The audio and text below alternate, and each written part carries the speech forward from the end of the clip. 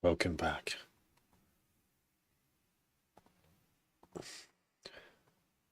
Welcome back.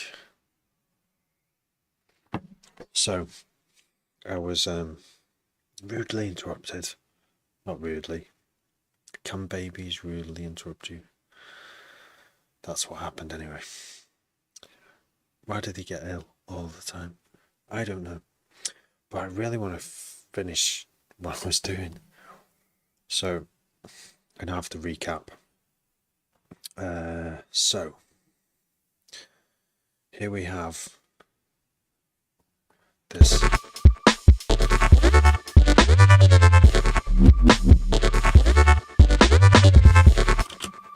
And what I've done is I've got my side chains on the everything group, which includes the bass group.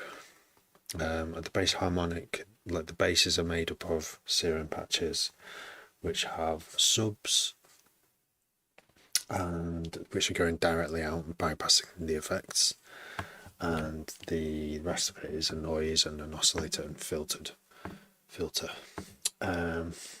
This then passes through a amp simulator and then an echo delay and a bit of reverb.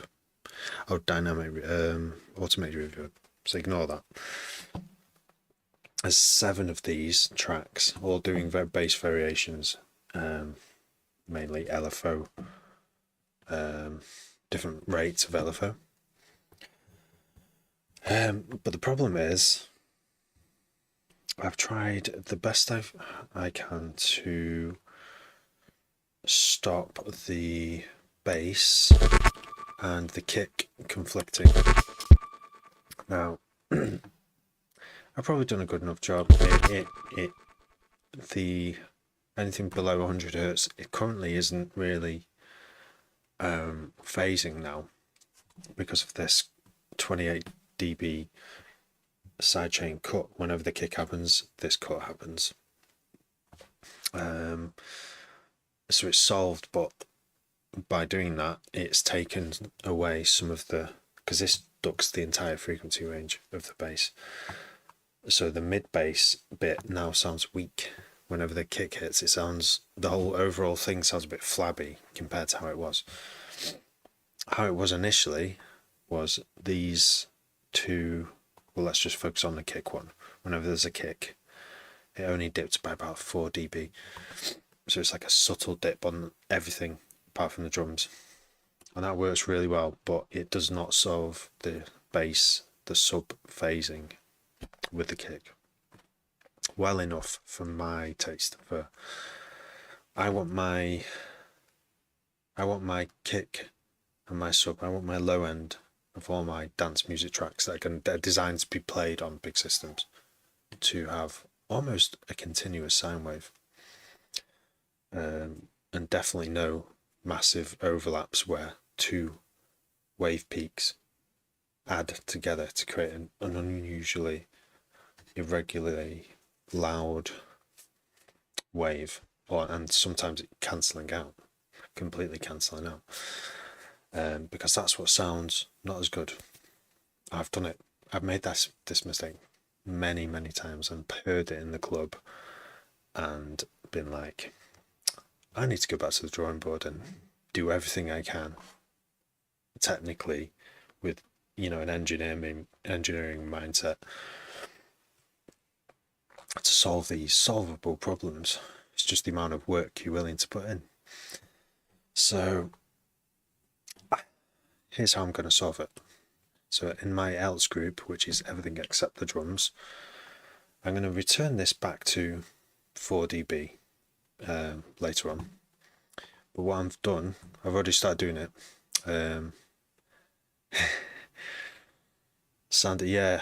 It's late at night. It is midweek, sometimes quiet. I did have a live stream that started about an hour ago, but I had to leave it because I had a baby crying. So I'm back on it because I really want to finish this and live stream it as well. But I'm trying to finish this project, but also show what I'm doing on it. Hopefully I can within like the next 20 minutes. Where's the wab? I've never heard of a wab, but thank you for a new way of describing a sound that I can add to my ways of describing sound. Anyway, so I'm just trying to solve this technical problem right now. I know how I'm gonna get as close as I can to solving it. Like once I've done this, it won't be much. There won't be much more that can be done by anyone to make the kick and the sub work together optimally. There's only so much you can actually do. So what I did before I left the previous live stream, I made a copy of the bass group. So this has got 7 serum channels in. Each one of the basses subs has a sub, and the whole sound goes through an amp.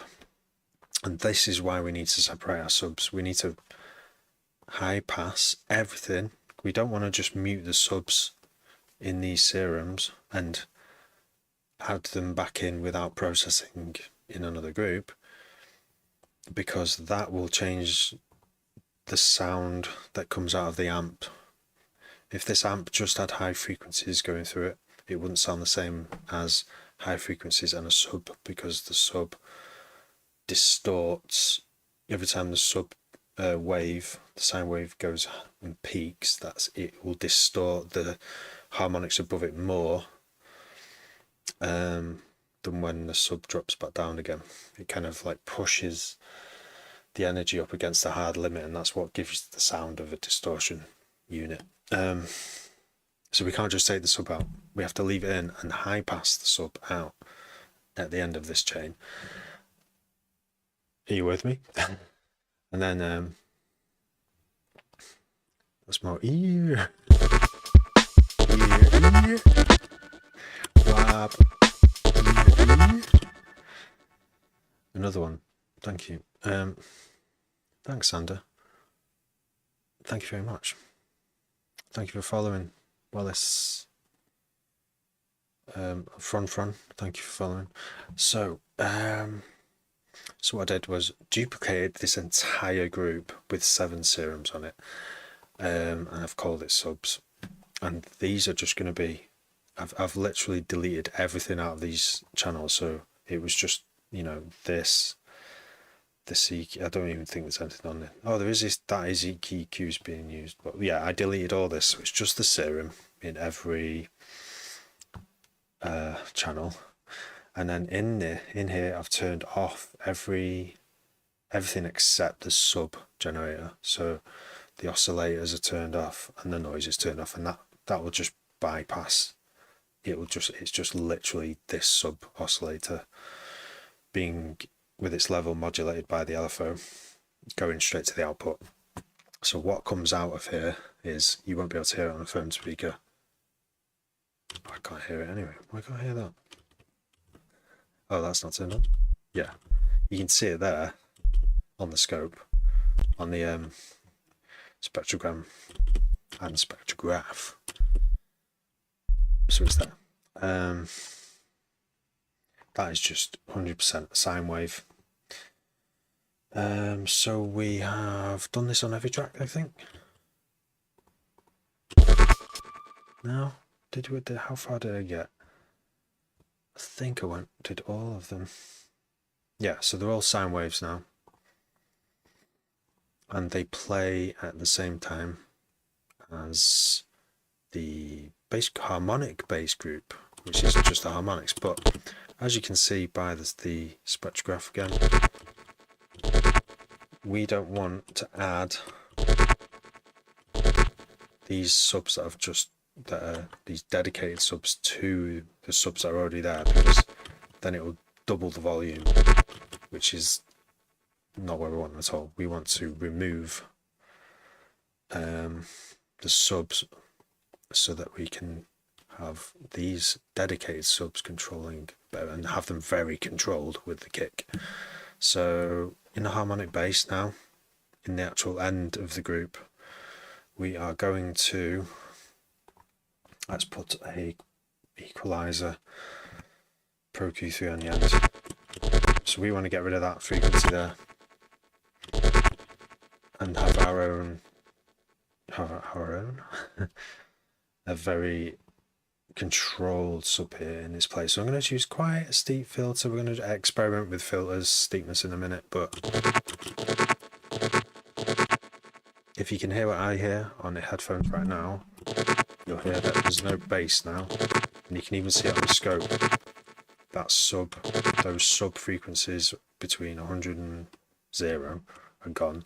Let me just bypass the filter so you can see the difference. There, the sub. There isn't. So that's one of the steps done now.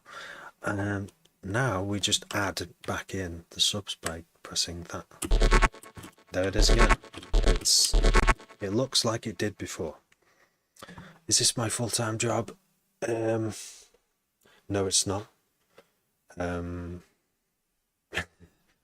Wish it was. What plugin do you use? EQ. Fab filter worth it? Yeah, you can use the stock Ableton filter, EQ8. It's really good. It can do pretty much everything, but I just like the user interface, and there's a few things that you can do. There's just a couple more things you can do with it, but it's not essential. Most EQs that come with stock with a DAW are good enough, but I think it's worth it. Yeah. I use it so much. I mean, it's not as handy as having an EQ8 where you can just see immediately what the settings are. You know, you have to click on here and it will load up. But yeah, I mean, you can change the steepness of the filters. You can't do that in EQ8. But for most things, I think EQ8 does an amazing job. But yeah, I would get Pro Q4 is out now as well. Dynamic, no, you can't make it dynamic. No, you can't. No, you're right. You cannot do dynamic EQ on Ableton stock, or you can. There is ways of doing it with you can build a rack that listens out for a frequency and you can use an envelope follower to alter that frequency. And you could automate it as well. Yeah, you could do away with the letting a envelope follower or even Pro Q3's inbuilt listening, whatever it's listening, it's monitoring that frequency and then dipping it. You could just automate yourself, hand automate it. Terraprastal, I came up with that in a very musical house. With some very musical, colourful people hanging around at a house where everyone's like a music person. A shared house. That was quite an adventure. Once upon a time in Chorlton, Manchester. Chorlton's like this like cool place. It's like one of those like cool little towns with like cool people and hippies and music, and probably the best whole food shop in the world. Underrated. Yeah, met loads of mad musical people living there. How often speakers produced for years, I struggle to get stuff to sound the same on different speakers. Yeah, my biggest conversion, it took a long time for me to adjust, but once I got some semi-decent headphones like these HD25s, to like, I can't remember, I should pay like 80 quid or something. I got them for DJing because most DJs have them, and when I got them, I was like, I can tell why now, because the high end is just a bit crisper and punchier than what I'd had before. I started to, if I mix a tune on any speakers, any types of speakers, and then listen to it on headphones, it would sound, I'd always be disappointed, and it would really screw up my confidence in what I'd created. So eventually I decided to really, I love making music on speakers, but not on headphones. I decided to really make the push to make it sound good on headphones, because I don't know how many half people listen to music on headphones. Half the time, like, or even more than half, actually consume their music on headphones, unless it's in a club. They're walking around the street with headphones on all the time. So I was like, I want to make music that sounds good for them, and hopefully it will sound good anyway on speakers, because if all the frequencies are there and you've mixed them okay, then it should always sound good on speakers. And this theory, I think, is true. I've been a few years of just making tunes on just headphones, forcing myself to do it. Like, if I can make it sound good on these headphones, it pretty much sounds good on every single system. Maybe just a few little tweaks, but I know how wide things sound, like really accurately on this. I think that's really important.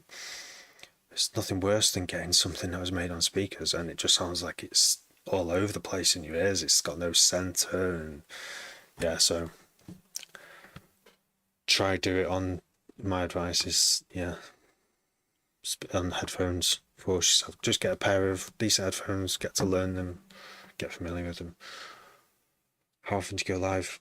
I just got a laptop to produce nice. I go live a few times a week. I try and do it every night, but I've got babies and 2 twins, and they just wake up. If they've got colds, I probably won't even be on. They wake up a lot. So we just got DSP. Okay.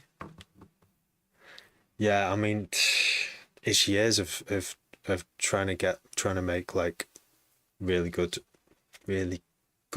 clear quality music. I mean, there's engineering's one side, but obviously you can have great engineering and the actual music underneath might not be very good. So I think the most important thing is always the music. The mix can be raw and a bit shit, but if you've got the main things that make music great are like suspense, right?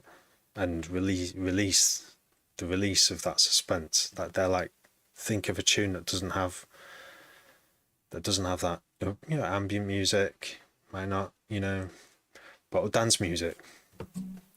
The best stuff isn't just the drop, is it? It's the DJs are the best DJs do change what's happening and give little rests and then build ups to something bigger. I think engineering comes secondary, but yeah, it's good to learn it all in parallel. You can't help but tweak some stuff, but start with a good idea and do the engineering later. That's what I'm saying. Every single track you make. Attention to detail. Can we hear what you've got so far?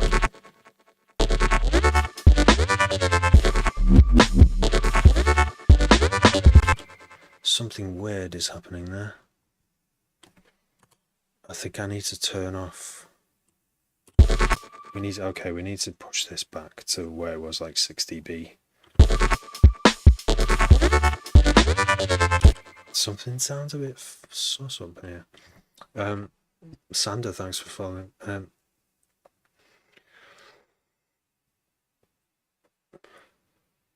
Can you make diamond not dynamic? Yes, you can.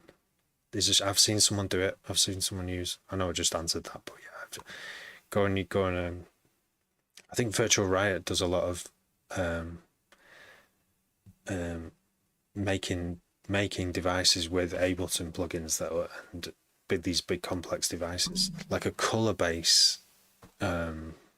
That was really cool. Using stock. Yeah, no, I think it's a good investment. Yeah, it's not cheap. Serum's not cheap either, but I use it like it's pretty much on every single track. Um,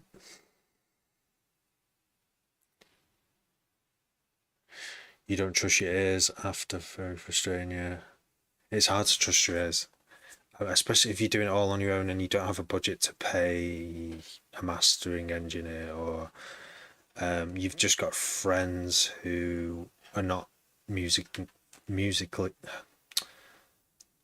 yeah, not musically minded, or music audio engineering minded. You know, they'll just say, yeah, I like it. They'll just say, oh yeah, I like that. I like it, but they might even say what they like about it, about your music, but they won't notice that your hi hat's 3 dB too loud in your mind. How do you learn sound design on Serum properly?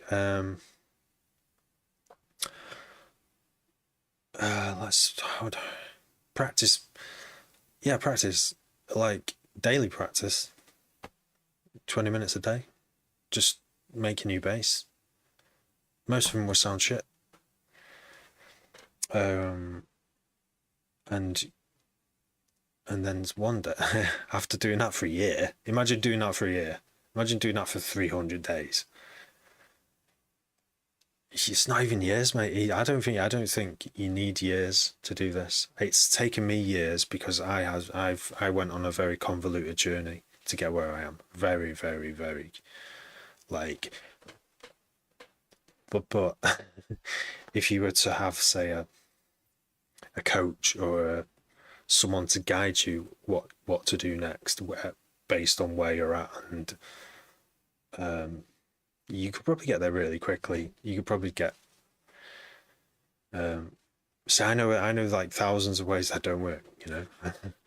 But do you need to do those yourself to gain that wisdom? I don't think so. I think you can just see what does work and take it from there. But I don't know how that. Yeah, obviously, 20 years doing it is, you know, you're gonna learn a few things. But if you nail it in the first 3 years, you'd just be like successful. Surely, I don't know. Maybe not. Learning the whole catalog. Oh yeah,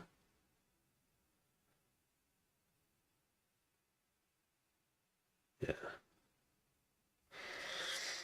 Oh, silent. I never actually had to go silent. I looked at the interface and was like, how can this help me more than Serum? I mean, phase plant. I think phase plant seems to be like the ultimate. It's kind of got the power and versatility that you would have from like a fully modular setup, but the interface has made it as easy as possible to just add modules. So you could have I don't know how many max LFOs you can have on phase plant. You probably have like a shitload, whereas on Serum you've only got 8, which is usually more than enough. But on phase plant it's just not as quick compared to Serum to just lay down basses. I have seen people use it quickly though. But yeah, that's like, to me, that's the thing I want to learn next. There's always something. I reckon there should always be something that you want to learn that's a bit more advanced than what you've got now. But you just don't have the time to do it enough time because you're too busy like mastering, like, to a big degree what you do have, like the tools that you do have. Just if you've got loads, it's like that quote, isn't it? Is it Bruce Lee who said, like, I fear the man who doesn't know 1,000 kicks but knows one kick and he's practiced it 1,000 times. It's like that. I mean, there's no fear in making music, but I mean, you know what I mean. This is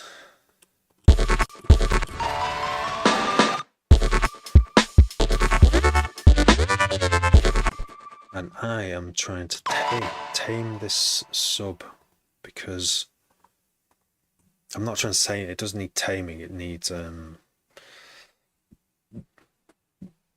just fully controlling, which I can do, but I've had to separate it from the bass.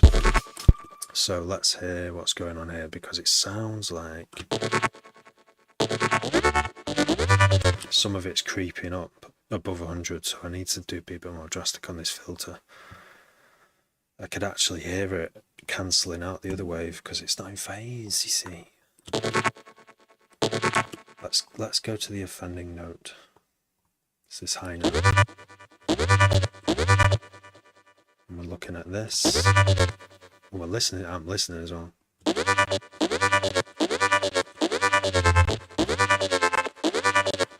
It's the trouble with doing it with this is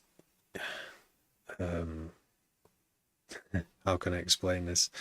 When it plays the low notes, I'm cutting off some of the harmonics by having this filter so high, but when it plays the high notes, it's okay. 100 homemade presets, and all came from my first. Oh, nice, Wallace, brilliant. Is this my job? No, Jack.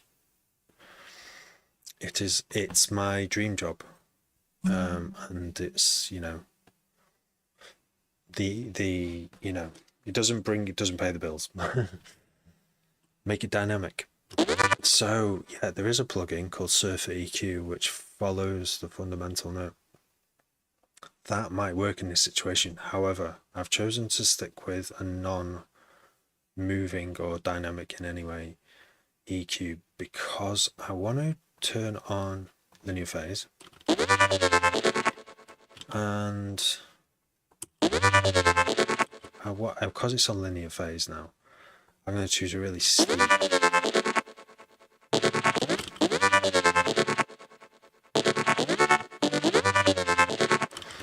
It's it doesn't sound very bad not bad at the moment. Stu needs to be paid. Yeah, I would definitely. You need some kind of job to fund a hobby. I don't like to think of it as a hobby. This is just like my life passion. I guess hobby feels like I'm cheapening it. But yeah, it's hard to make money. It's never been more difficult to make money from like the music landscape. To have a music, your own business that makes music is it's hard work, like any business, like any, like, you know, and might not break even for a long time, but I just keep pushing. I just keep going and going and going. I'm getting more and more paid gigs as time goes along, and when I've got a bit more time, I'm going to be doing a bit more sync stuff, like listing my stuff to get included in movies and games and stuff. You know, there's lots of ways to monetize your music making skills, but it's all a lot of work. Jack Campbell, thanks for following. Yeah, so and sometimes, you know, it takes money. You need money to make money, so you need a job, you know, a normal job, so that you can buy the things that you need. Yeah. Oh, do you know what was good though? The crew that I met, who I'm putting on an event with at the end of this month on the 28th in Wrexham, come down. I met them working at a bar at a festival, so it was paid bar work. So you get paid to be at a festival. You work in sometimes 11-hour days, sometimes only 8. At night times and stuff, but you still like get to be at a festival and meet cool people. Highly recommend working at festivals, by the way. If you're music, because music festivals are about music, so I mean, like, go there. Don't go as a punter. I mean, like, I never went to festivals for a long time because I can't afford over 100 quid for a bloody camping ticket at a music. I never went to one, and then one day someone said you should go and work at a festival. I'm like, what? you know, do bar work or something. And then this opportunity came up, and I was like, fuck, yeah, I'll do that. Camping in the summer with loads of like music, and it was the best thing ever.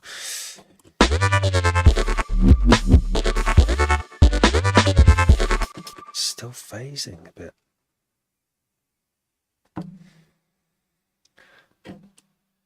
Yeah, you know who. It really is. And do you know what? I was told that all my life growing up, but it doesn't mean anything. It's obviously true, and you see that it's true. Oh, like, you know, my dad knows a guy who can fix this. My dad doesn't know how to fix this thing, but he knows a guy who does, and because he knows him, he'll probably just do it for cheap or whatever. You know, that was the example. But when it comes to the music industry, who you know, yeah, it is a very. But you imagine that if you know the head of a record company, and they're your mate or your dad's mate or your mum's mate or whatever, then they could put in a good word for you and you know, exploit you less than their other artists.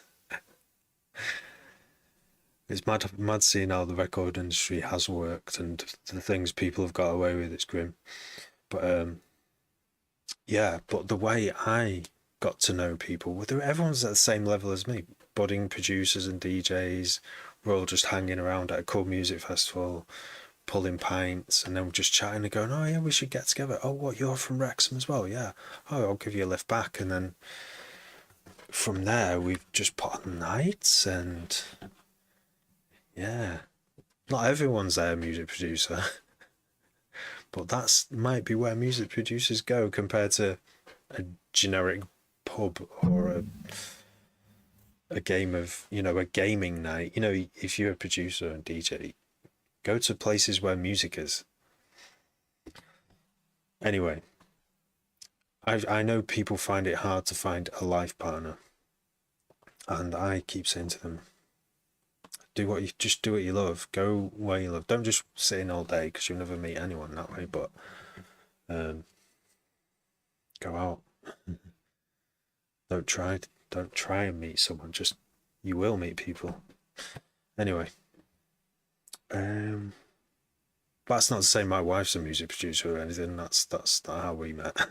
But we did meet in a place where we were both on the same wavelength at a protest site. So, how am I going to solve this? Because it's an octave apart.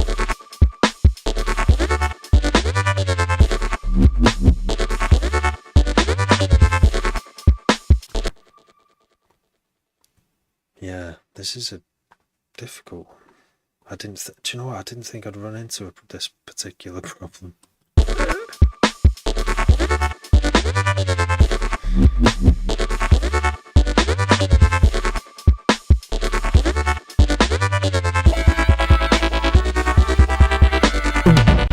Oh, that sounds weird.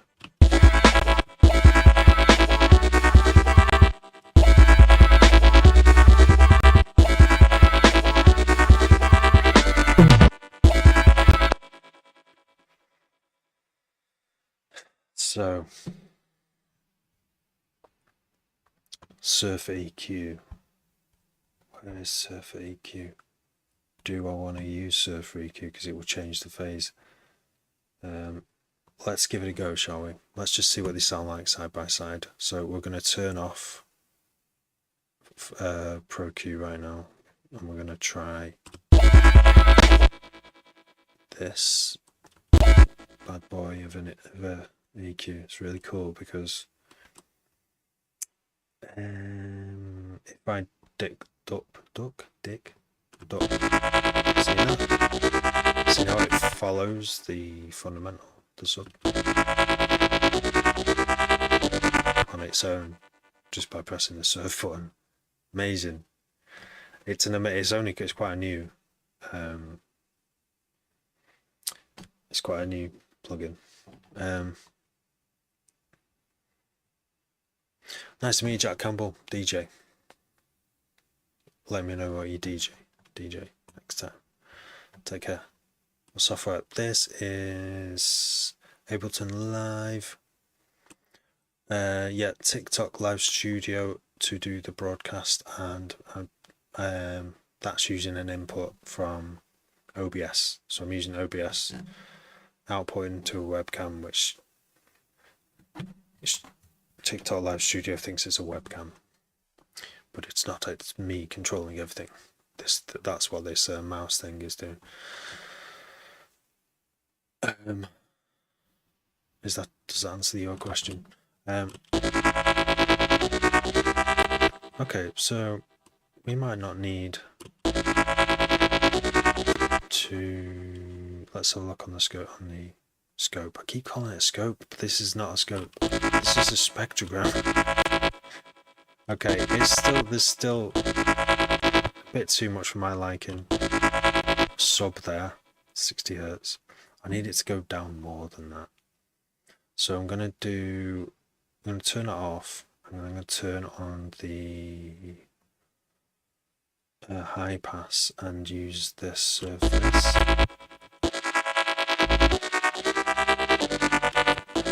Shame that's the highest the slope will go.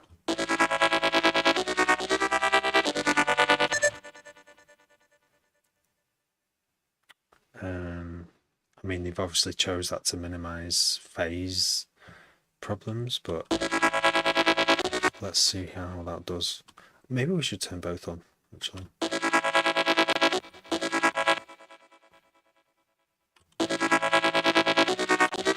That sounds like it's still got some of the low mids. I was going to put this in a tutorial, but this is really quite advanced stuff, and possibly I think it's necessary, because I can do it. I will do it if I want to put out the best product I can put out, which I do.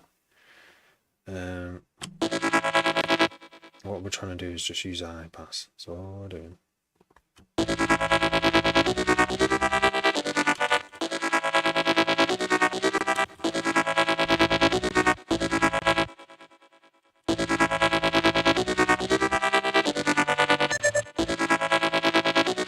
Okay, so now if we put the subs back in, sounds good.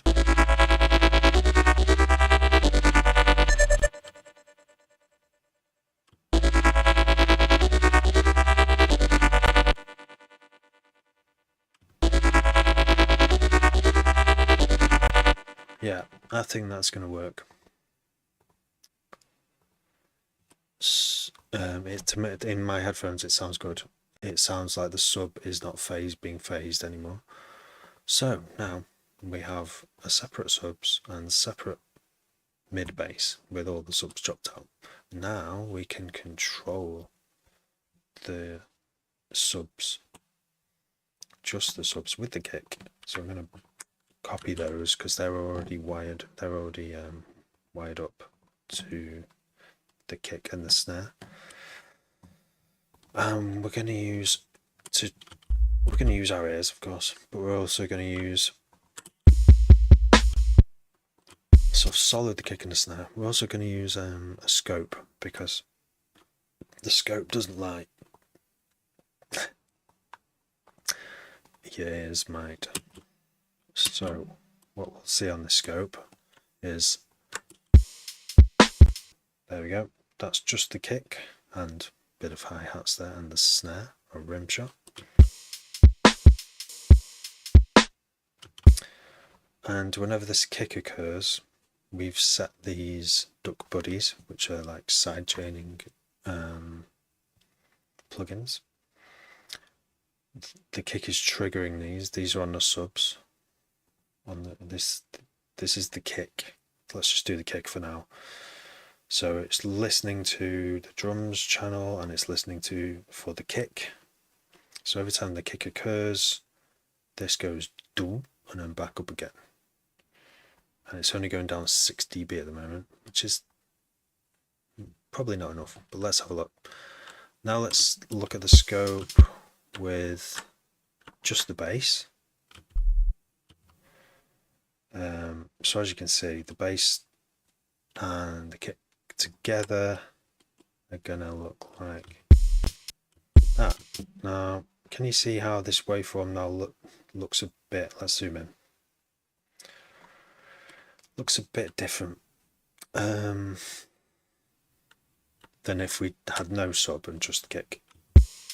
See, that's a nicely formed kick, and if we add in this sub, the phase interferes with the phase of the kick, and we get these like uncontrolled, abnormal, and it doesn't look the shape that it did before.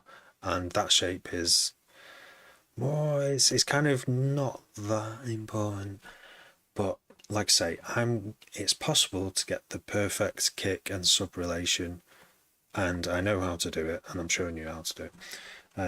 So I'm going to do it. I'm not going to put out a half-assed engineered tune when I know how to fix it, right? Not in that much in a rush.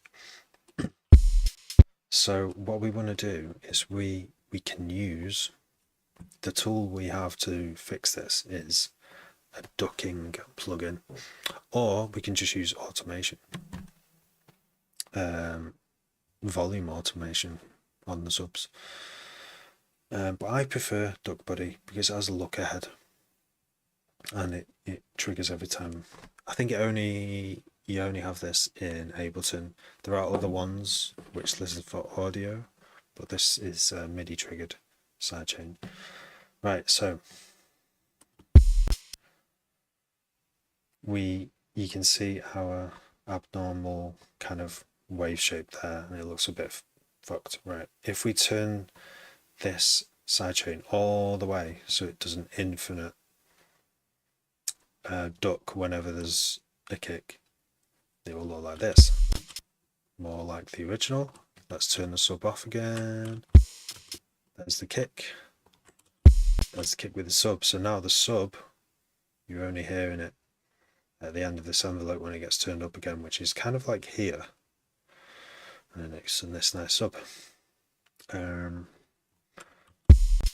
So that's basically it. From this point, it's just kind of like fine tweaking, and see if we can squash them together as much, see how much we can get out of them. We want a minimal impact on the sub whenever there's a kick. So we have to, it's kind of like, it took me a while to get faster doing this. I might soloing the drum track, and taking off the subs and putting the subs back on again. And we're just looking for a consistent sine wave here. So here's the start of the kick, up, goes down, up, and then down again, a bit less loud, up again, a bit less loud, and it just keeps going. And that then turns into the sub bass. It's just like the perfect thing. It's like the kick is ending and the sub bass is starting. It's continuing the sine wave. That will sound like a lot better on a giant system compared to something that has phase cancellations, such as, let me turn Duck Buddy off. Let's have a look. Seen this freaky high waves here that aren't consistent? Luckily, I've chosen a really short kick, which helps. This kick is only like 1, 2, 3, 4, 5, maybe 6 oscillations. It's pretty snappy short kick, but it's pretty loud as well. Short kicks are better if you're working with bass heavy stuff because it leaves more room for the sub, and it's a lot easier to do this what I'm doing now, this sidechaining. Okay, so in my ears, you might not be able to hear this, but it's like boom. It's just a kick and a root into the bass. Minimal phasing, that least phasing that probably anyone could get. There's a few more things I'm going to do. I'm going to do this snare as well.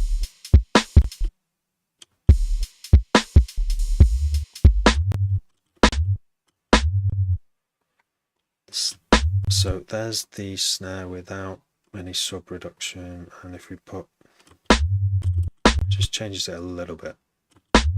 waves without. Look at these peaks here. You don't want the second peak to be louder than the first, really. Now we turn duck body on. That goes more like the triangle we're looking for. I'm only gonna use, and look, turned all the way to infinite. This sidechain is now ducking the bass infinitely whenever there's a snare. And there we go, we've got our perfect like snare shape back. But I don't know if, I'll leave it on infinite for now. We can come back to this later. Right, so let's now just listen to the tune.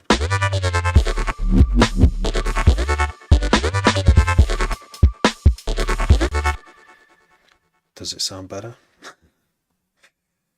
than it did? It's barely noticeable. That's why I have to use a scope, because I don't have a club with giant subwoofers in. And even if I did, I would still want it to.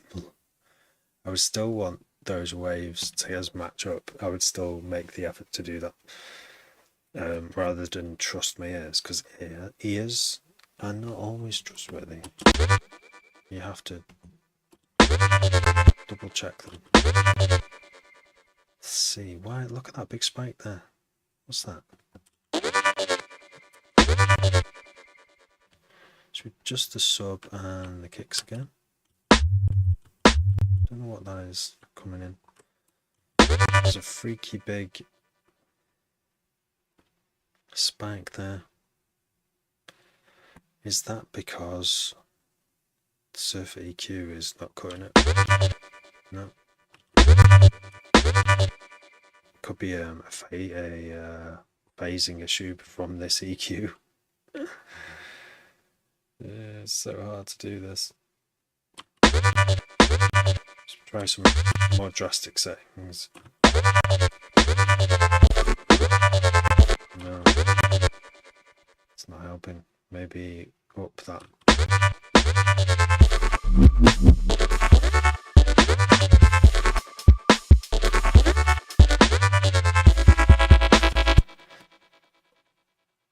I've just realised what Surfer EQ is doing. There's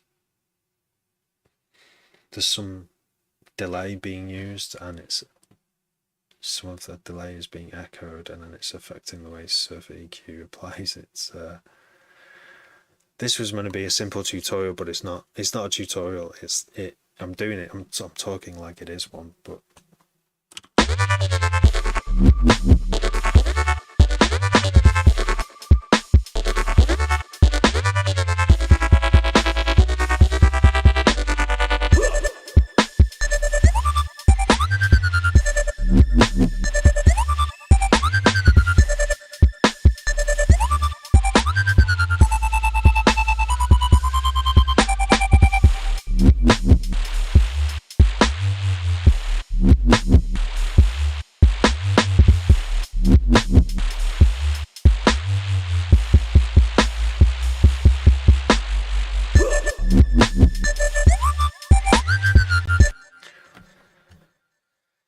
So it's interesting software. Yeah, I've already answered that question. We're going to turn that down again, because this peak, this freaky peak here, is. I'm not going to try and fix that right now. I was more. I'm done the job that I was meant to do, which is fix whenever there's a kick and a snare, the bass, the sub ducks down to 0 and leaves an intact transient and makes sine waves flow. Lovely, nice, lovely. So we've done that. So let's just ignore the scope for now and use our ears.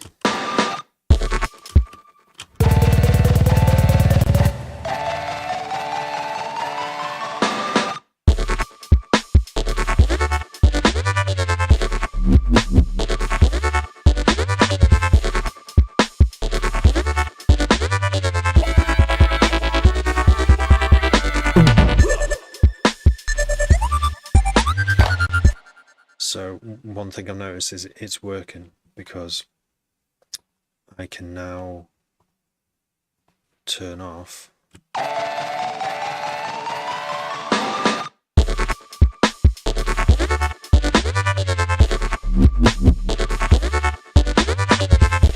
the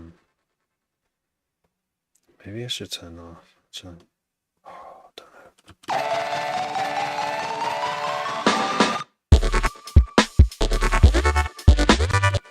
The only the sub duck buddies are turned on, only the sub sidechains are turned on, and now, because I'm not sidechaining everything else with the kick, it sounds more open. You might get some conflicting frequencies, but what I'm listening for, the worst thing that can occur here without sidechaining, and why people use sidechain, why I use sidechain, is whenever there's like a snare and some mid bass like that, they usually occupy the same space in the frequency range, and it's quite, you have to come up with some kind of solution to, do you want them to occupy the same frequency range, and you could in a way that, and leave it in there and it's harsh, but then turn down the harshness at the end, or do you want to come with some like other way of doing it?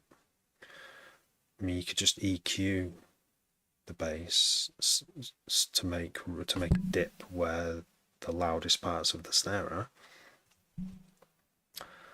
or you can sidechain, or anyway, I'm listening to see if it's too harsh. The best place for this for me is in my car.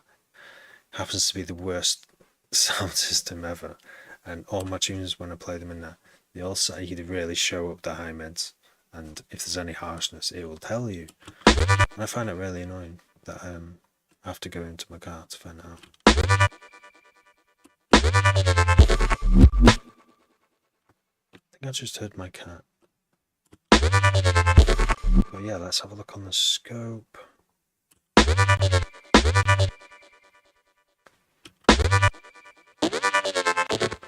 So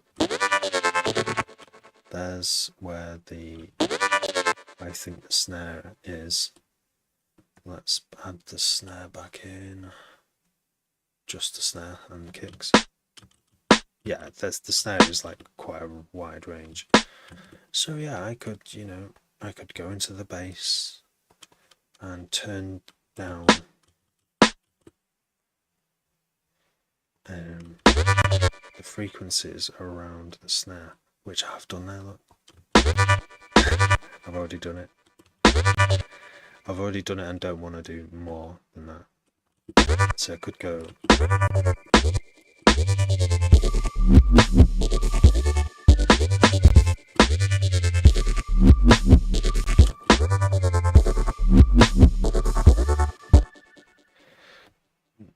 Because then it takes away from the impact of the bass, and the bass is, quite important in the bass sound that I've chosen. It's shaped the track. It's kind of, this whole entire track is based sort of around using that kind of polysaw, it's called, that sound. Using that. It's a bit of a retro sound as well. Some people recognise it as a retro sound, which surprised me. I was like, oh yeah, I suppose it is a bit. I mean, like, there's some pop music going back like 10, 15 years, which has this kind of sound as a bass. So anyway, what should we do? Listen with our ears. I think I'm running out of time, and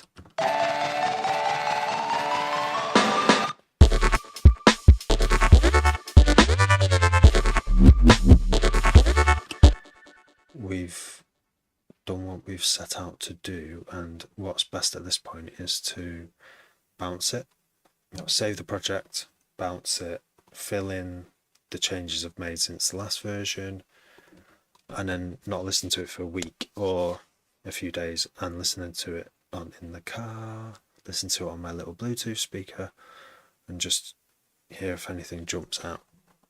Because I want this is nearly finished, this track, and there was just a few things I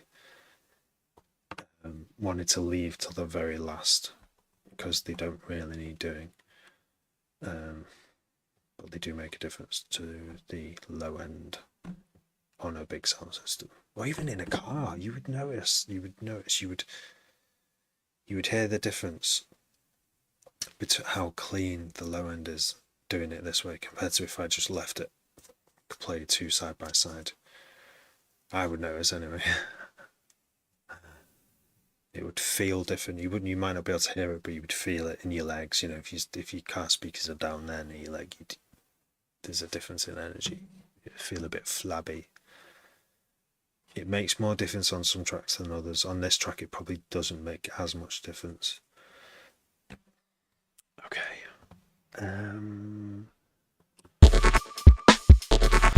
So I was gonna check something. Okay.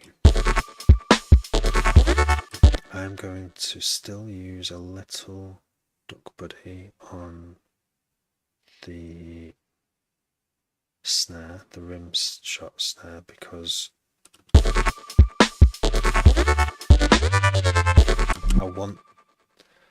I can already hear definition with this turned on. Let's see how much definition I can give it by putting this to maximum. So this is going to 0 on all the mid bass, and the snare is triggering it. So this is with it on. You would hear it there mostly.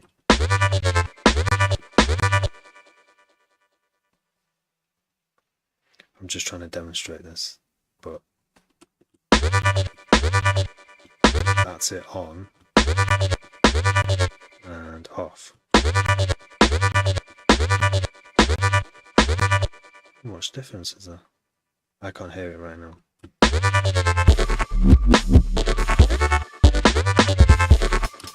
It sounds clearer there.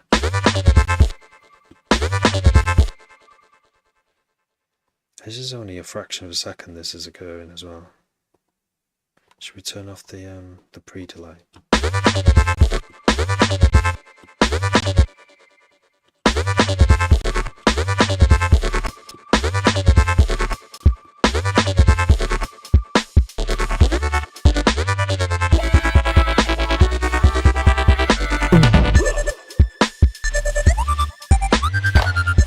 I think now it sounds like it has definitely made room for the snare.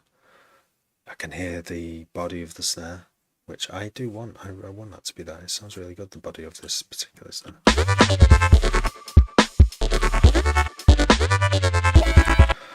And also we're going to turn back on the everything else channel group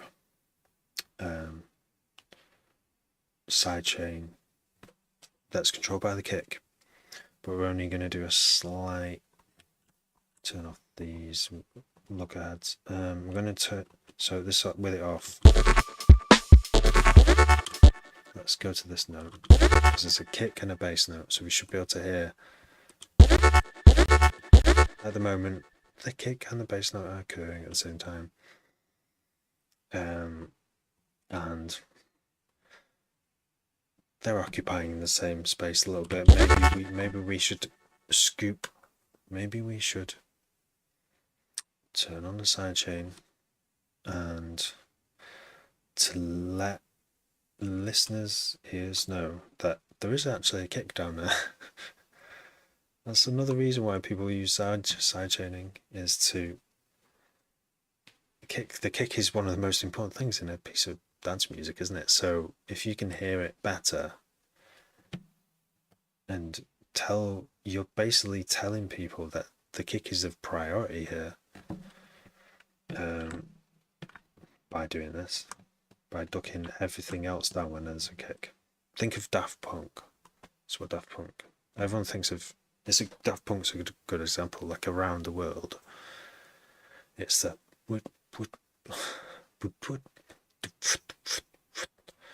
It's there's a kick, everything goes quiet when there's a kick, and then it whoosh, sucks back in. That's what it sounds like.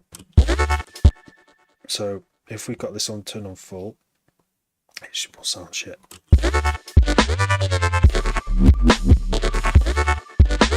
Can you hear it blanking out? I don't want that. Me personally, on this track, I don't want it that extreme. We can even change the envelope so it happens slower. Sometimes this is a desirable sound, but the pattern I have of the bass, it's cutting too much out of it, so I have to like I have to squeeze it a bit. Now you hear how severe that is. Imagine if you could still have that dip when the kick goes down, but just really subtle. Like, let's try.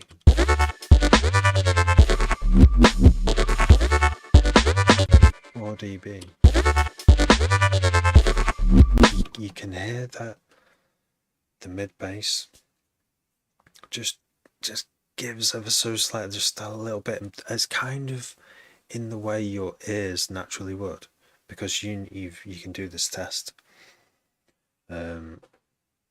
Listen to some noise in a distant background, and then sort of like clap or thud your ear, and hear the noise in the background go quiet just very briefly. There are some situations where you can hear really obvious, like it's like you've got a compressor built into your ear, which you do have. It's like a biological one. So this is just doing that. Every time that kick occurs, it's doing what your ear would do naturally, so it actually makes it nicer, more pleasant to listen to.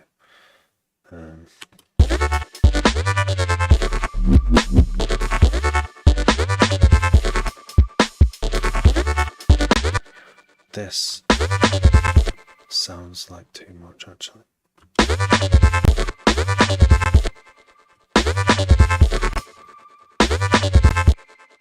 Is this because of my compressor? It is.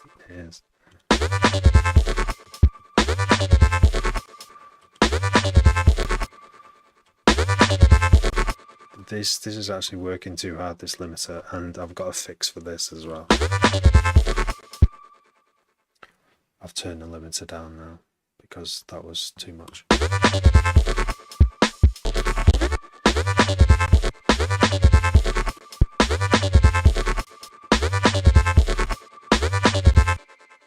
Yeah, that was too much for the snare as well.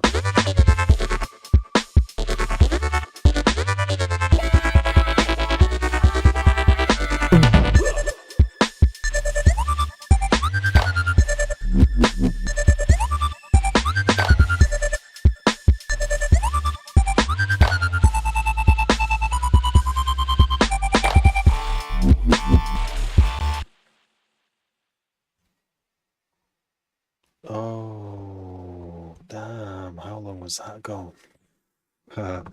Vinny, much appreciated. Thank you for telling me. Really appreciate that. I have to fix this. That's bad that it's doing that.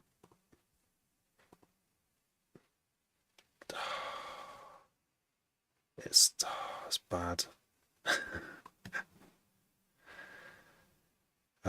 Vinny, you're a star.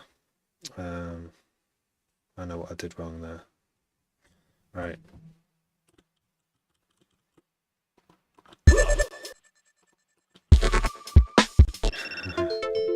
Like, how long was that off for? I don't know. That could have been ages. It was quite a long time.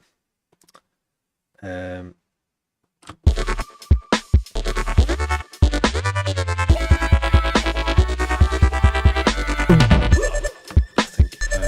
know what I've got to do now to set this up. You'd think I'd know by now. The button to do that is so easy to press. Right. It's a shame it did that, because that was my tutorial a little bit. Doesn't matter. Um,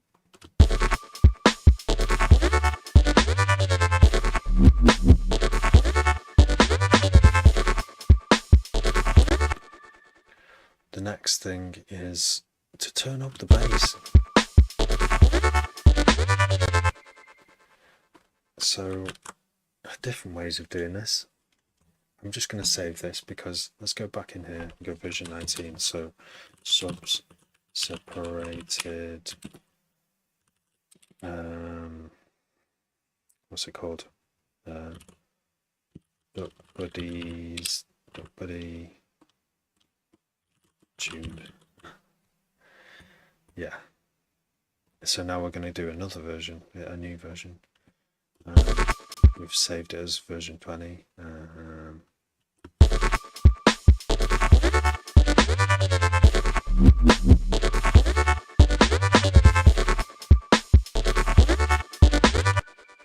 We're going to see how much we can turn these subs up and turn the drums down. Only in peak tone rather than actual. Hopefully we want to turn them down so that you can't hear them. I want to take the level down without actually it being heard. We have got a clipper here.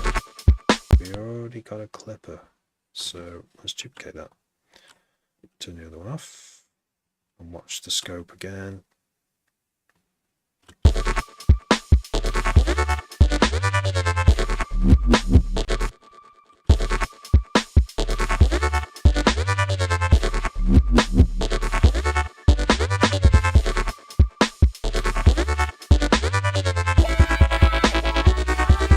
So that's only doing 1 decibel of clipping, which is probably not going to be that audible. This is going to be hard to hear.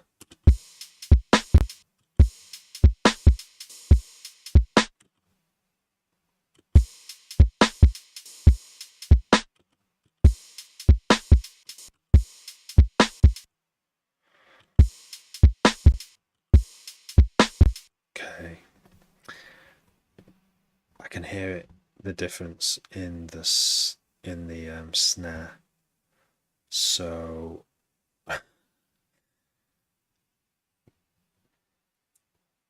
I used to use, I mean, in the past few years I've been using clippers more and more.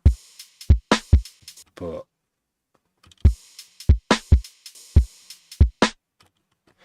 now I'm sometimes thinking about using them less and using maybe some other method of controlling the transient, such as a compressor. It's the only other way, really.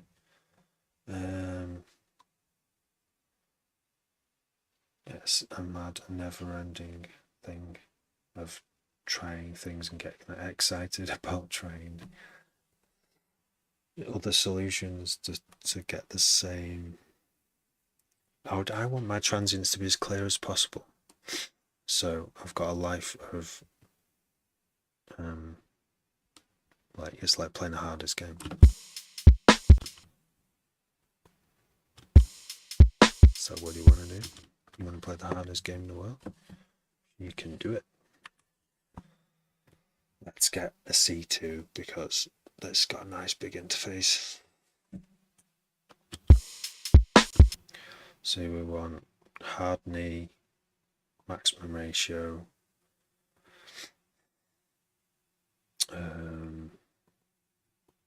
fast attack, and a little bit of look ahead.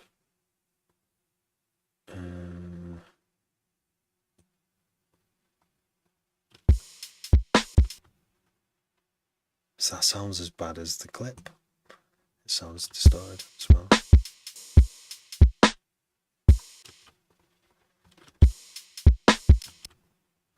We'll do some A-Bing in a minute.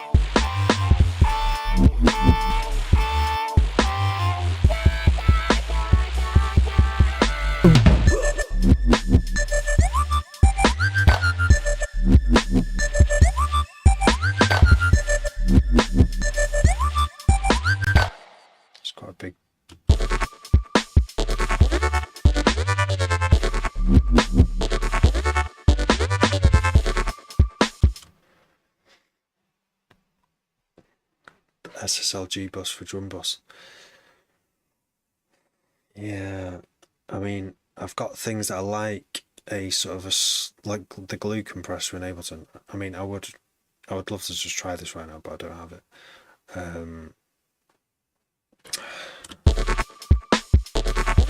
What I'm trying to do is control these peaks in a sort of like surgical way, without altering the sound of the transient. It's really hard.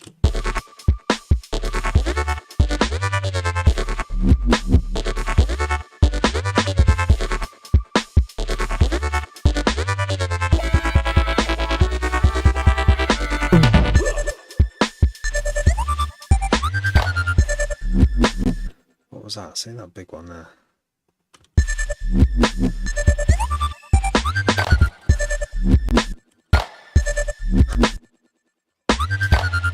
Clap. Does that clap actually go in? It's not that loud.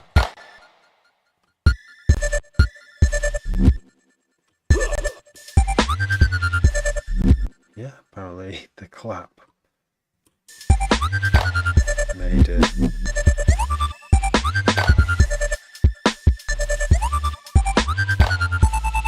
Why is the clap making it massively making it just peak? Maybe I should put it in the else drawer. Put it there, see if that makes it better. No.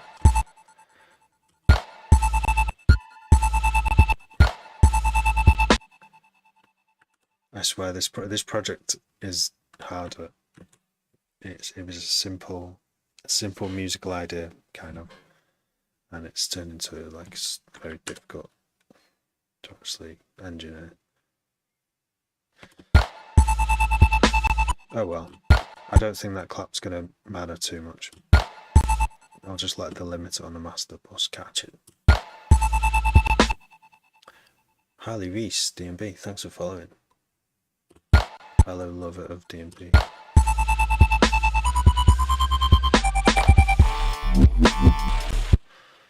I think maybe we should put these tom rolls too loud. You can fucking hear it. Let's put a C2 on that as well. The same C2, which is like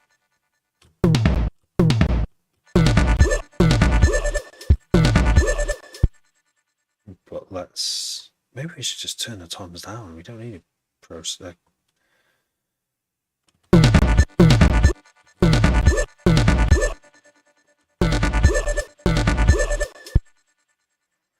Just turn the toms down.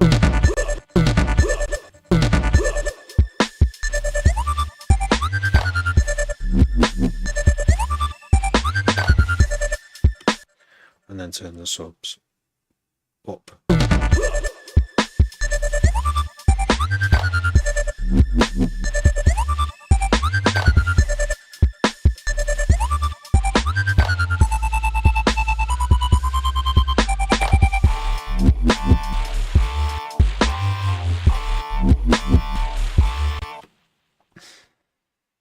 We still have the problem of this bass as well.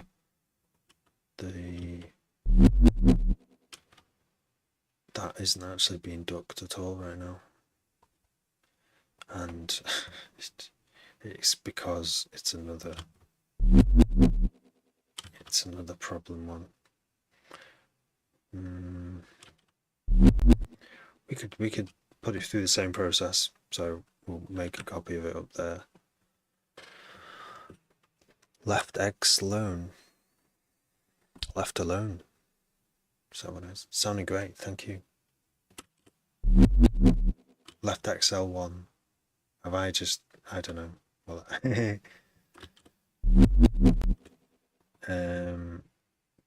so we've duplicated it, and this is going to be the sub only, so we're going to delete these bits. We're going to turn off everything in here, turn off all the effects. Now it's only got the annoying click, which is a really annoying thing to solve.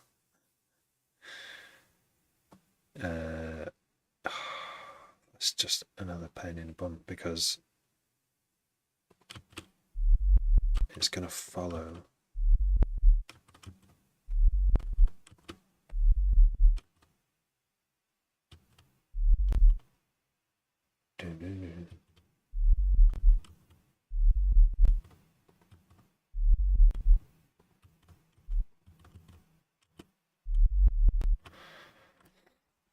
yeah, because it controls the level. How do we get it to reset? Left alone. Nice. I know how to read like new names now. What music do you make? It definitely sounds like you're a producer with a name like that.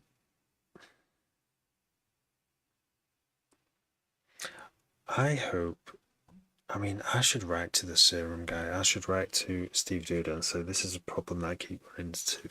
Can you solve it easily and quickly? And it's that if a, oh wait, smoothing. No, I figured this out. Oh no. No, I did, that did fix it once. That actually fixed it, but it doesn't, it's not doing it now.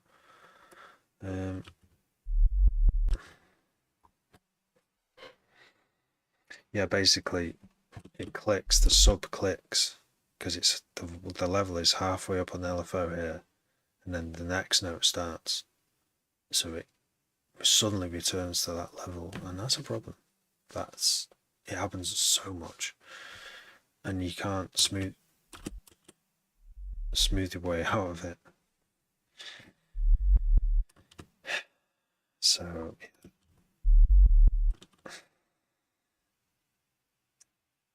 even just a workaround will do right now.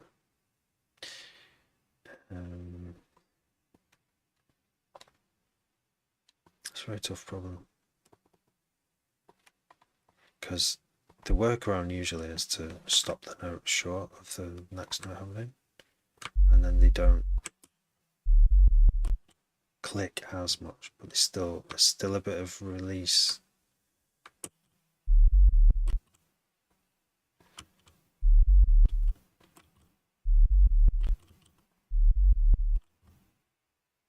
Yeah, it's really bad.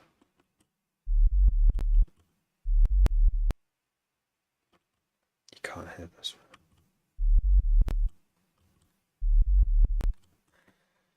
Yeah, it's a pain. You probably won't even hear that click, to be fair.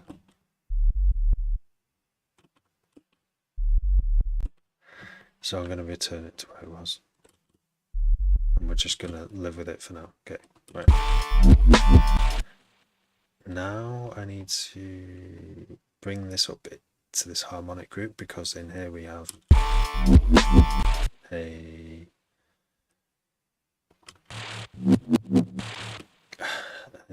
high pass that's going on. We're going to check it's working.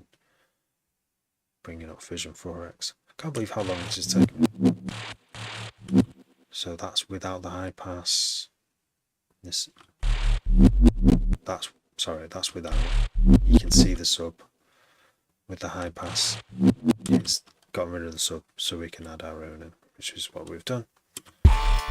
All together, the bass and everything, bass, mid bass, and the subs. Looks and sounds like that. With the drums.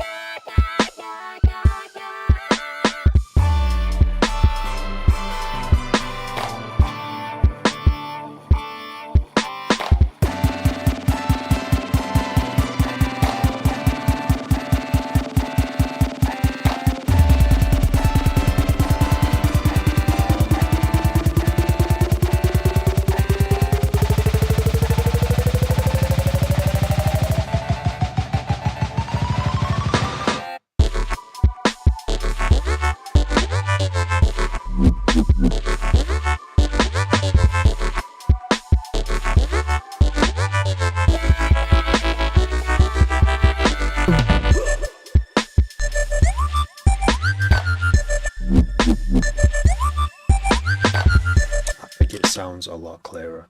So that took probably about an hour and a half to do, with a little bit of chatting, but that's how long that took. So it was worth it.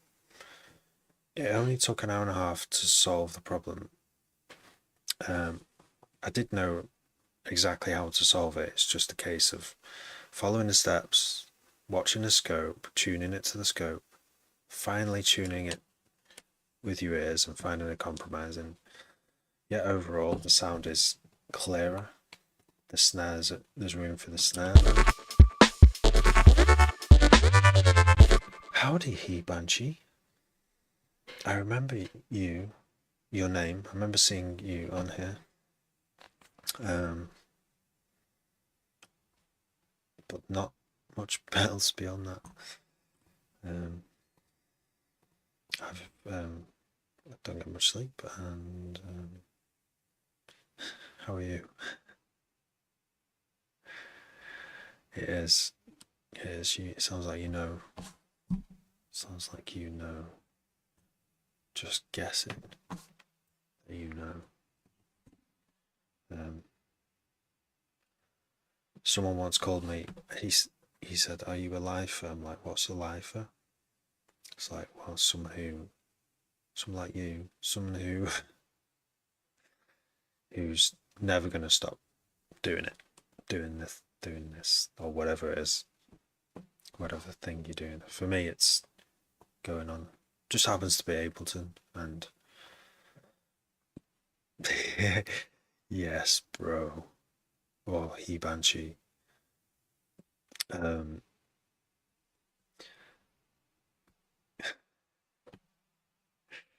Yeah, nice 49. That's only a few years older than me, so yeah. It's great. It's great that I imagine what I'll be like when I'm 70. Like, will I still be doing this? Because nothing's going to stop me. Like, if I lost my hearing, I probably wouldn't be able to do it. But you can still you can still hear kicks and bass and snares, right? Like, I had an ear infection and my hearing really scared me because my hearing, I couldn't hear speech. Like, the 70-year-olds, I imagine, like grandparents, they didn't obviously didn't have laptops and stuff. But my granddad would be in the shed tinkering with his radios, so he obviously was like, he worked with radios in the war, and he worked with radios when the war was over. So yeah, he's obviously a lifer when it comes to like fiddling with stuff. Even with one ear, yeah. Can you show you what you've done so far? Okay, we'll do a bit of the build because I've got to go like pretty soon.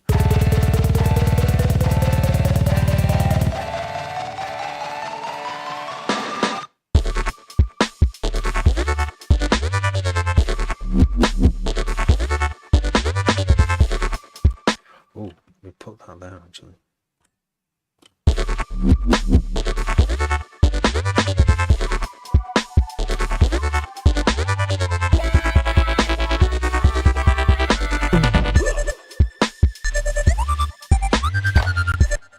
This is a dubstep. It's at 140. Most of this, I'm making loads of stuff at 140 at the moment for a night called Wob 40 in Wrexham. Come to it. I want everyone to come to it as goes this live stream. Wrexham near Chester. And it's just going to be like dubstep mainly, but I'm trying to like bend the rules. It's called Wob 40, so usually dubstep has like wob sounds, bass. It's one of the characteristics of some dubstep. So I want to do wobs, and I want to do stuff at 140. And most of it sounds like dubstep, but I've also done some like slow jungle. I have done some like 140 BPM jungle where it's got all the same sort of sounds that you'd hear in jungle, but it's at 140. It's a lot slower. So I'm going to be playing some of that, and I've been making some of that. And I've just been like I like making stuff that goes outside the genre. It's harder to sell and harder to market, but I feel like that's where innovation happens, and like, yeah, you can get some weird, interesting results. A lot of it's hit and miss, but see, I've always been a D&B lover myself, you see, and jungle. Yeah, I've made loads of D&B. I've made more D&B than I have dubstep. That might have changed in these past few months because I've started like 40ish tunes, and I've narrowed it down to like 10 or 12 that I'm like finishing here, getting ready for the 28th of this month. I can't wait to play them all out. There's some exciting stuff in there. Hey Banshee, you used to teach Ableton? No way. Wow. But got a digitone and digitact. So gonna go back kind of non-DAW. That's interesting. That's cool. I mean, like, I love watching. I mean, it's a strange show, but Kraftwerk or Hot Chip, where it's just you're on stage, you've got this tiny little. You don't need big keyboards. You just need like a little device, all hooked up to like a synchronized thing, and just it's a different kind of show. I like it though. Nice. DJ Sub FM. Oh, nice one. He Banshee. Are you named He Banshee everywhere? Do you DJ ambient stuff?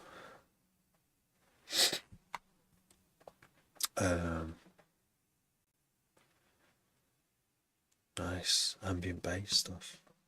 That's cool. Yeah, I bet. I think one thing yeah,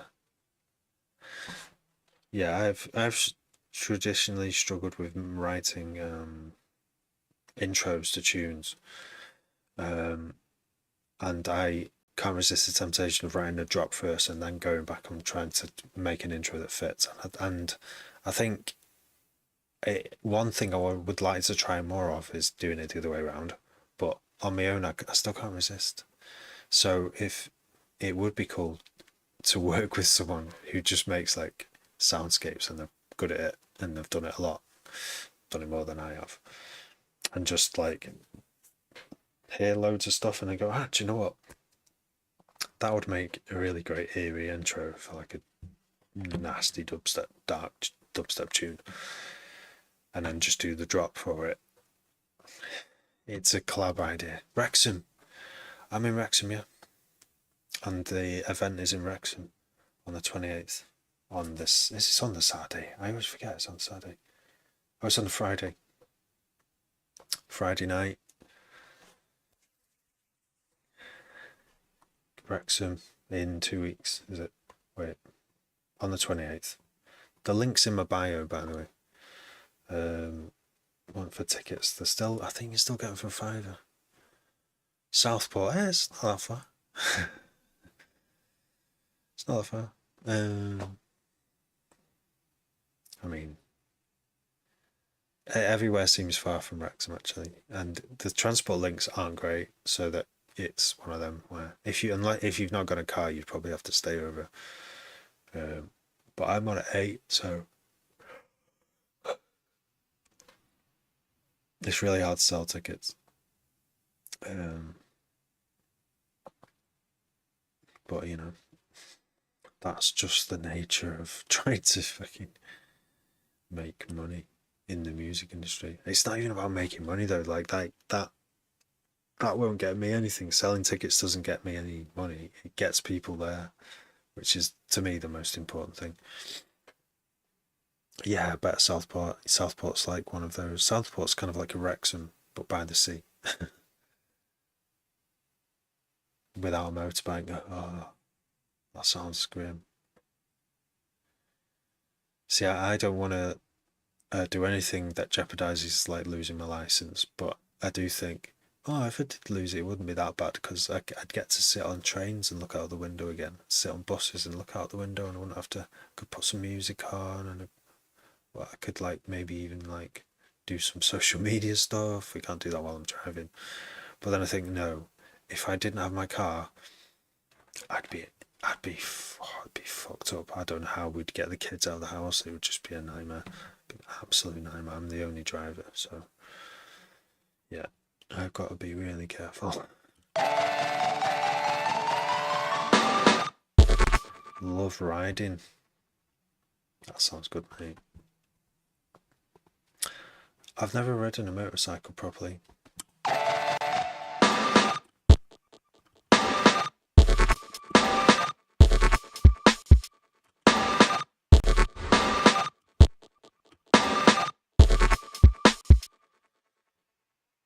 My uncle had one. My uncle had a pretty beefy motorbike. It was fucking massive.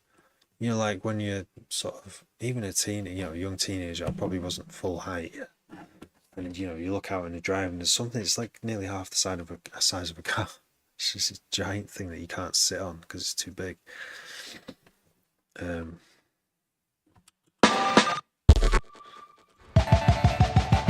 it was fun to ride.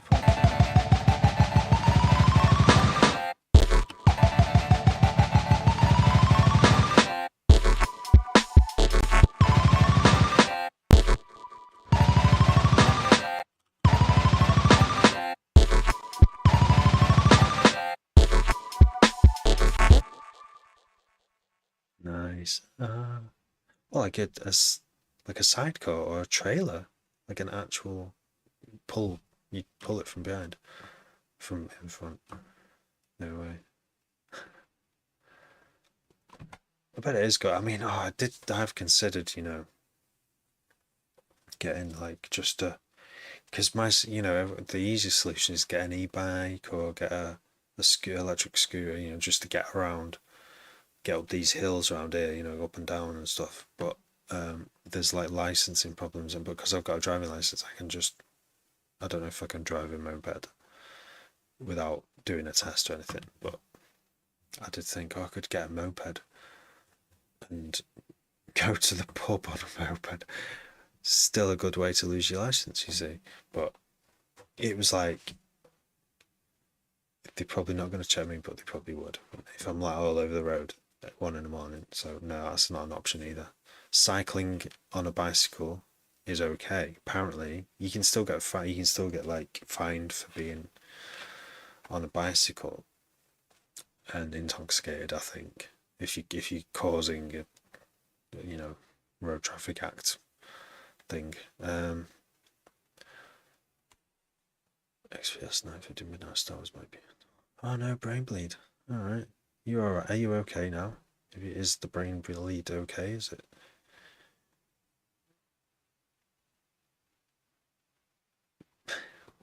I'm just gonna see. Alright, okay.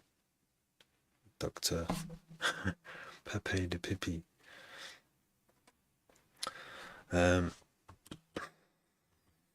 What are we doing? We are wondering if that's too much, that melody. That's what we're wondering. Should we just...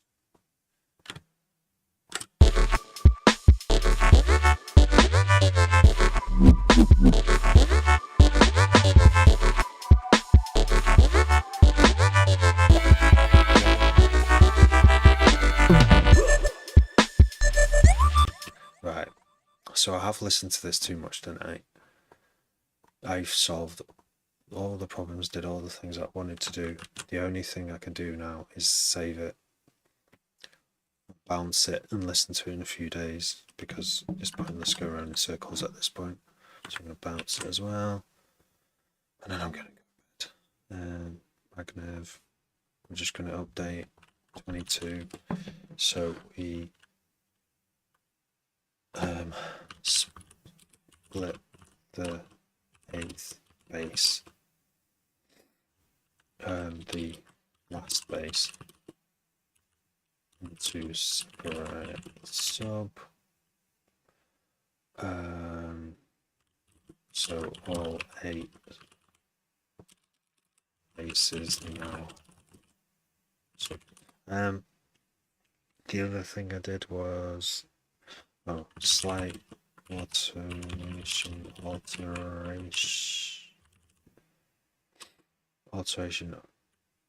of reverb before I can't remember what else I did. Oh, fine tune duck buddies clarity. If you fancy a collab remix thing, yeah, okay, yeah, have a check. I will have a check. I'll check your bio because I would love to collaborate more. I'm trying to like find ways of doing it. Yo, Donny, what serum presets you got for me? Vibes. Still not got any, but thanks for asking because it makes me go. One day I will have like a package, some kind of package of serum presets. I don't know how I'm going to do it. How should I do it? Should I put them on a Patreon? Should I put them for free on Patreon? Should I just give you a link? It's obviously easy. I can't give you a link on here though, that's the thing. Oh, right, okay. Email you. That's the way. Yeah. I'll do all the work. No, I probably will to begin with. Just, I mean, I never thought I would ever be making serum presets, but people are asking for them, even in jest. It's like, and I'm not just doing it because everyone else is doing it. Like, they would have to be good. I don't know. Would people find them useful? I find people's serum presets semi-useful. I prefer to mess around myself. I love the fun of trying to get certain sounds. I'm watching tutorials as well and trying to do what's being done in there. Right, okay, so these are some really good changes. I can now put a future date to when I'm going to listen to this next. I'm going to go it from draft. I'm going to turn draft off now. I think it's done. I think this deserves a done label. I've been working on it for long enough. I might even put it in the release pile. Dun, dun, dun. I don't know what to call it yet. Could just keep the word nerve. Yeah, you've gone back to hardware. Oh, hardware is such a joy to use, though. It is. I've used hardware. I had an analog studio. It had an SH909. It had some hardware samplers. It had an analog desk. It had a few effects units and a valve compressor. And that's as far as I got. I've got in a lot of debt with it.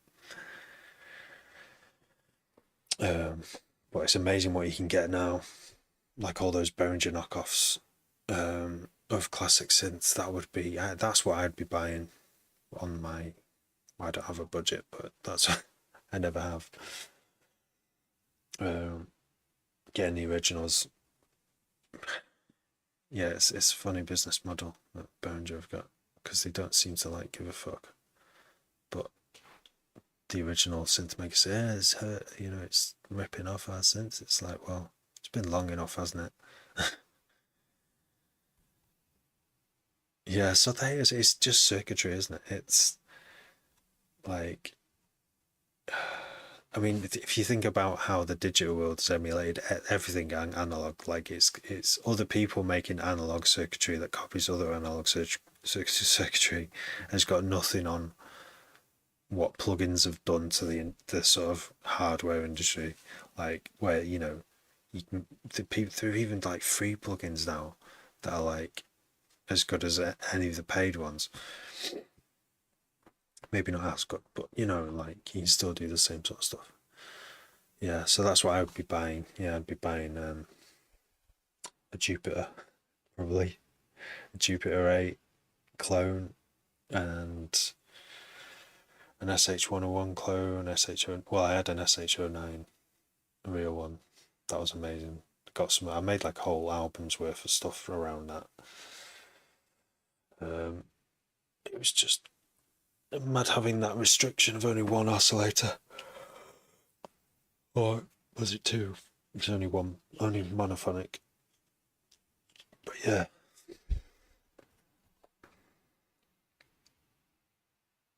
So why the hate? JP8000. I I think they had one of those in music college. Didn't it have the sound that was on one of those hit records? They usually do, only. I mean, like Roland, who's got to be responsible for a lot of like the sounds in hit records over the decades. Um, but yeah, I would love all those synths. Every single classic synth, but the Behringer one, just like surrounding me. That would be great. Yeah. Dun, dun, dun, dun, dun, dun, dun, dun, dun. I can hear my own voice, so the timing's off. But yeah, that kind of mad plucky sound. That's awesome. Right. Anyway, so I've done that. That's a big achievement for tonight. Consider it's nearly 2 a.m. It's like I better have got something good out of this. I've got 4 tunes now that are ready. All I've got left is all these. I've got 2 weeks. I think I can do them. I know what I've got to do on these three. These ones aren't quite finished though, musically. Okay, I'm gonna go in a sec. Been learning sound design for 2 weeks now. As much as I love it, it's a pain to learn. See, I didn't know what sound design. I didn't know what was involved in sound design when I was making D&B. I just wanted to make D&B. If you just want to make D&B, you just kind of like learn sound design as you go along, don't you? It's not. I have not learned sound design separately. I think sound design to me is just messing around with serum and practicing every day, and sometimes you hit on a good sound and then you use that sound and it shapes the whole track what you're making. And then you might try that sound again with different drums on a different track and see how that goes. And yeah, I won't overthink it. I didn't like the term sound design. For me, it seemed like this was this big, like, design. It's like, I'm going to design the best bass ever. And where do you even begin? So it's like sometimes words stop you from doing stuff. Sometimes, like, terms like that. It did for me. I think you should just get behind a sequencer, get a good synth, and just, I think I might try and make a foghorn, and it comes out like nothing like a foghorn, but it sounds really tinny and distorted. But you know what? Like, just filter it and FM it, see what happens next. That's how I've been doing it. It's a journey. It's like a journey. Vital. I've got a few. I've self-released loads of stuff. Uh, Self-released loads of D&B over on Nextlev D&B or Nextlev NEXLEV, and I've released loads of stuff on Spotify on the Terapass. It's more electronic. Yeah, keep on it. Like He Banshee says, keep on it, son. I find it therapeutic. I always have done. It's my like focus, and it keeps me out of trouble. I don't know what I'd be doing instead, to be fair. Playing games. Some people play games. I don't play games anymore because I haven't got time. I just put what time I do have into this. This is way more fun to me. Some people program. Vital is cool, yeah. What you need to do is create a powerful sense of dread. I love that, Bowman. That is, I know who Super Hands is, and it sounds like something he would say, but that is, what a great tip for like creating a moment in a piece of music where you're just like, what the fuck is going on? I don't know if that should. The thing is, though, I don't know whether that should be just before the drop or after the drop. I think the dread would, if there's no bass and beats playing, I think there's more dread in that than like, that you're wondering when the DJ is going to fucking bring the beats back in. Sometimes that's a moment of dread. That has been for me in the past. So that if that's what he's talking about, that is a great tip. You don't want to just have no dread for the entire time. You want to assault the crowd with dread until they're like, no, not all the time though. It's gotta do that a bit of dread sparingly. Like, hey, I just love those that you can sculpt these moments when you're DJing where it's a bit more hectic than other moments, and I don't know if that's dread though. Just a bit more like, what the fuck is going on? Your cold sweat that comes on, and you're like, what is actually going on here? And then another, like an even better belter of a tune comes on, and you're like, oh my god.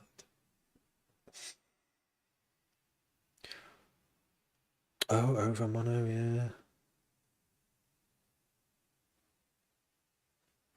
D&B producing DJ in the mid. Had a few silly white outs.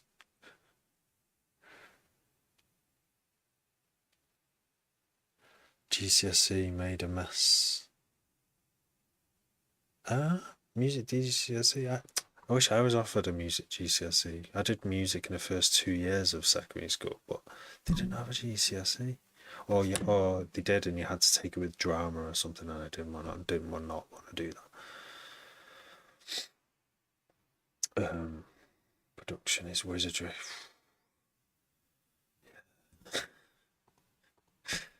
I forget what it looks like to other people when I'm doing this.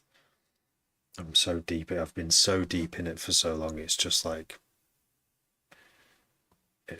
driving a car. It's just like, I don't know. I've done so many of these processes so many times, and just it's like second nature where to reach for stuff. Still, always room for improvement though.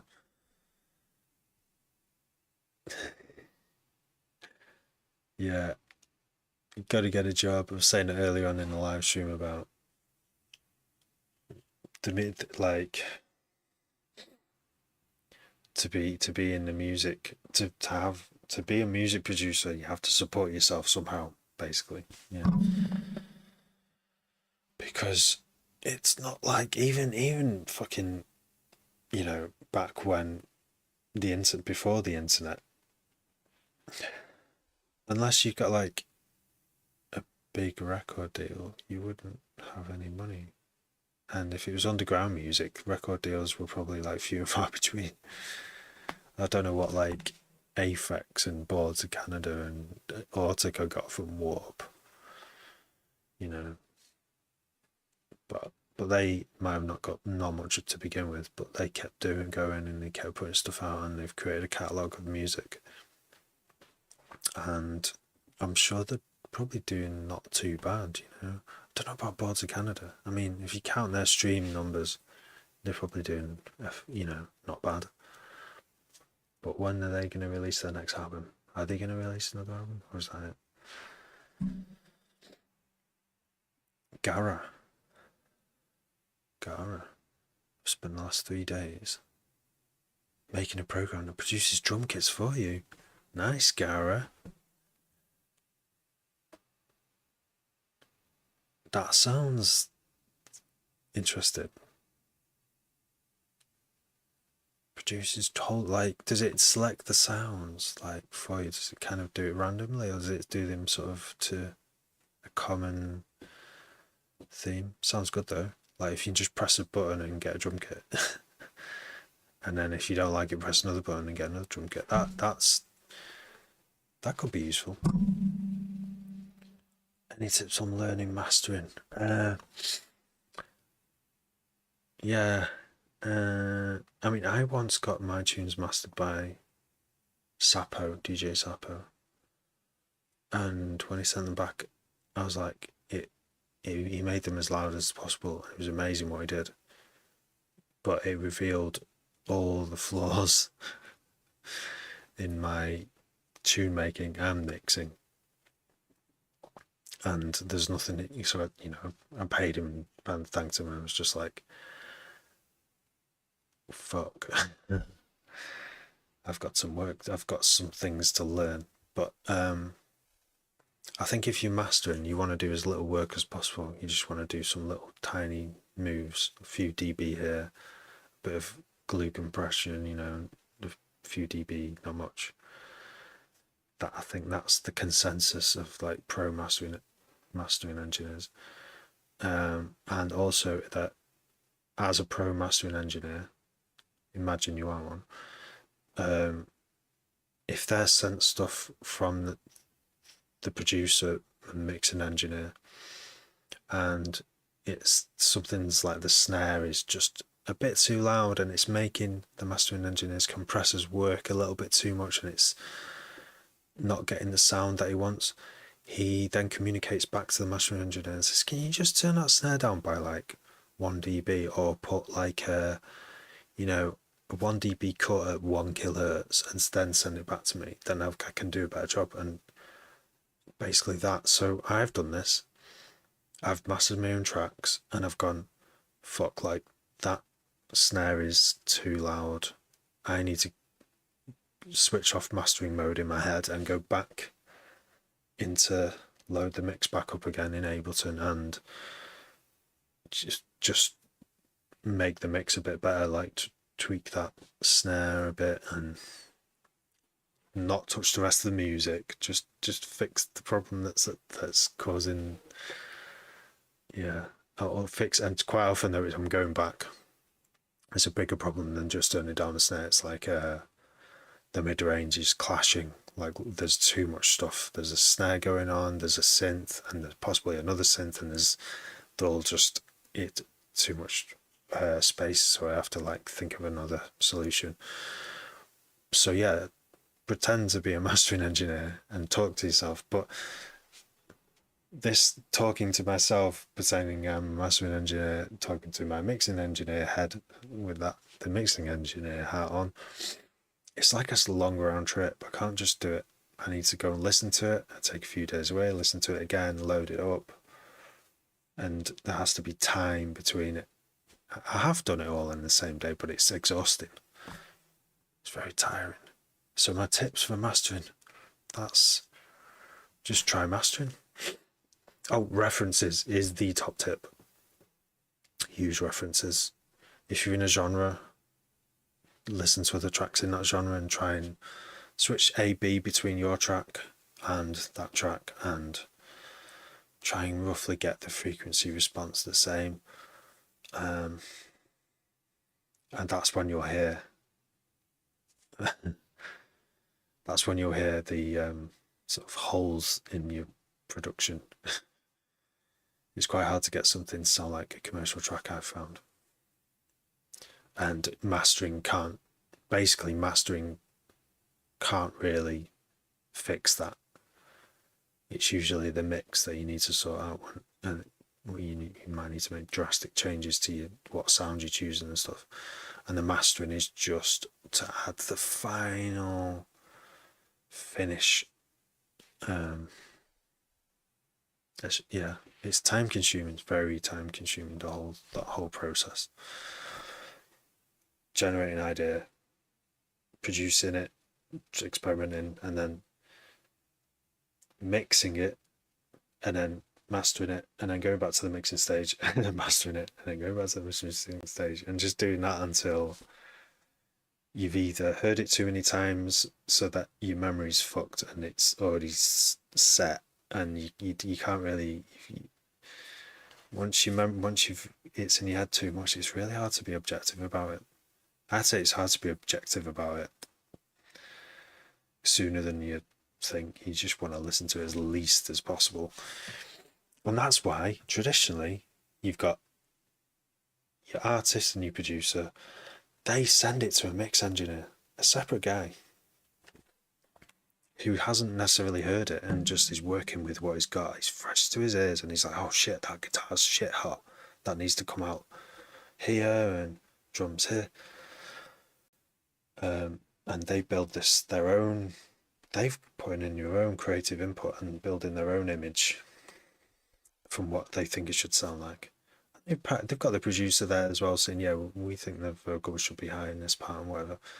And then they send it to another guy, the mix engineer, who's had like 20 years experience in the business, and he's worked on hundreds of hit records, and then he gives it his final fresh airs again. He's not heard it, and he just goes, yeah. He'll just put like a few dB of compression on it. I love it. I love learning about all this stuff. But yeah, traditionally it's done by several different people. So if you're doing it on your own, just experiment, try things out, try compressing everything and then not compressing everything and see what it sounds like. I don't know. That's the best I can do, Random. Hope you're alright, Random. I still need to do that interview, that podcast. How's the podcast going? You taught at Sheffield College, nice. Decent deal on Warp. Alright.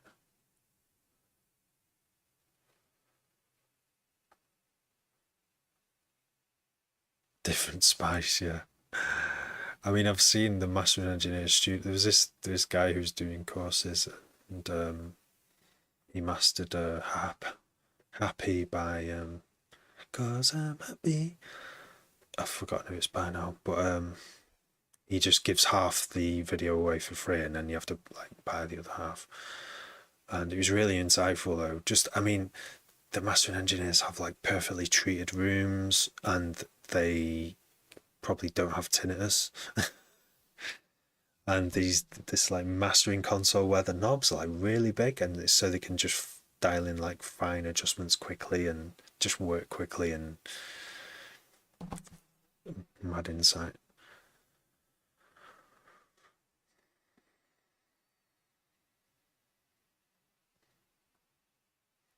Get the mix bang on, yeah. There's so much more you can do in a mix than a mastering engineer can do. Like a mastering engineer should, because they're trying to work quickly so their ears don't fatigue. They can do it in half an hour. But a mixing engineer's job is like, well, for every extra track that you add, you're just adding hours. just trying to get like a drum, a kick and a snare to work with a bass. That on its own, I think it's probably the thing you should master first, to be fair. Like, not master, but you know what I mean? It's the thing you should, if you're making dance music, learn how to make the best kicks and snares and bass all work together. Once you've done that, the rest of it should be, you know, the music bits, where you've got, you know, builds and releases, tension and release. It's a whole other thing.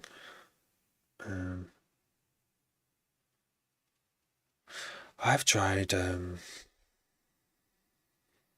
yeah. Fresh ears, yes, yeah. Fresh ears. I've it built into this system that I use. I give at least 3 days after bouncing this project. Now I won't listen to it for 3 days. Ideally longer. Ideally, I think it would take months for me to actually forget completely this tune. It would take 2 months, or maybe a month might do it. No, a month might not do it.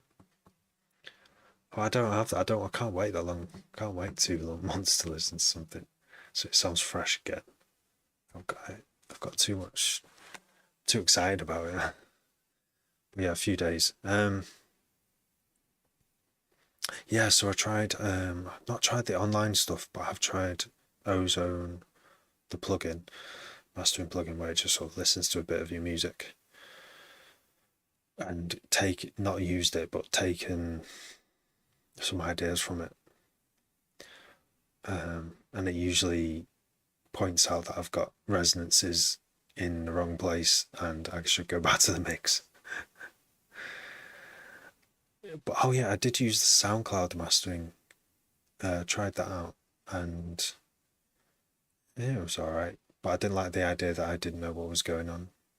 I wanted to know what was going on, what had been changed and compressed, and how, what settings. I must be a control freak. But yeah, Ozone's really good. The Ozone suite, because it has that mastering thing. It's probably better now than it was as well. But yeah, it's got like dynamic EQ usually pops up on it when I'm and just general compression and stuff. Right, I really need to go. Thanks for chatting, everyone. I'll